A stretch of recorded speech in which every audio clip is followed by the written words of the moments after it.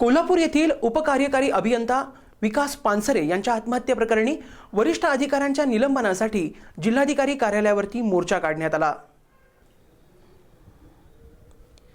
कोल्हापूर येथील उपकार्यकारी अभियंता विकास पानसरे यांच्या आत्महत्येप्रकरणी दोघा वरिष्ठ अधिकाऱ्यांच्या निलंबनाच्या मागणीसाठी सबऑर्डिनेट इंजिनियर्स असोसिएशनने मोर्चा काढून जिल्हाधिकारी यांना निवेदन दिलं।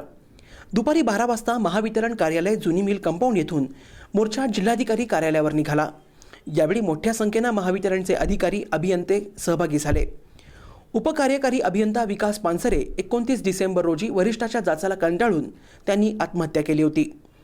अधीक्षक अभियंता धनंजय औंढेकर आणि कार्यकारी अभियंता डुमणे यांनी त्रास दिल्यानं मोहोळ उपविभागाचे उपकार्यकारी अभियंता विकास पंढरीनाथ पानसरे यांनी कळफास घेऊन आत्महत्या केल्याचं संघटनेचं म्हणणं आहे। त्यामुळे दोघा वरिष्ठांना निलंबित करावं अशी मागणी आहे। सोलापूरसह सांगली, सातारा, कोल्हापूर, पुणे, बारामती आदी ठिकाणचे सर्व अधिकारी अभियंते मोर्चात सहभागी झाले होते। असोसिएशनतर्फे महावितरणच्या मुख्य कार्यालयासमोर शुक्रवारपासून ठिय्या आंदोलन सुरू आहे। मात्र या आंदोलनाची दखल प्रशासनानं न घेतल्यानं आज जिल्हाधिकारी कार्यालयावरची मोर्चा काढण्यात आला।